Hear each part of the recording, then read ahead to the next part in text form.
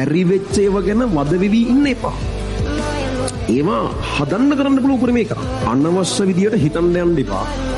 කරන්න බැරි වෙච්ච ඒවා හිතන්න යන්න එපා. බැරි වෙයිද කියලා හිතන්න යන්න එපා. පුළුවන් වෙයිද කියලා හිතන්න යන්න එපා. වැඩ කරන්න. මැෂින් වගේ වැඩ කරන්න. ඉමෝෂන්ස් වලට ආව හැන්ඩල් කරන්න දෙන්න එපා. තරහ යනවැති තරහ ගන්න එපා. ඒක නවත්තන්න පුළුවන් අපිට. හිත ඉන්න එක නවත්තලා පුළුවන්ද දන්නේ නේද? දන්නේ ඉතින් කරලා බලන්න. හරිද? ඒ කියන්නේ දන්නේ කියන්නේ එහෙම කරලා කරණෙවුන් ඉන්නවා. ඒකට උන්ට හරියනවා. එම තමන්ගේ විදිය කියලා නිශ්චිත එකක් නෑ. හරිද? ඔයාට ඒක ඩිසයිඩ් කරන්න පුළුවන්. විශේෂයෙන්ම ඔය වයසේ මිනිස්සු කියන්නේ තමන්ගේ විදිය වැඩිපුරම වෙනස් කරන්න පුළුවන් වයස. ඕගොල්ලොන්ටම තේරෙනවා ඇති ගිය අවුරුදු හිටපෙක්කා නෙවෙයි මේ ඉන්නේ. සමහර ඒ කාලේ අදහපු ගොන් අදහස් දැන් වෙනස් වෙලා තියෙනවා. ඒ කියන්නේ එහෙම පැහැදිලිව වෙනස් වෙන්න පුළුවන්ම කාලේ ඕගොල්ලෝ ඉන්නේ. වැඩිපුරම එක්ස්පීරියන්ස් එකතු වෙන කාලේ ඕගොල්ලෝ ඉන්නේ.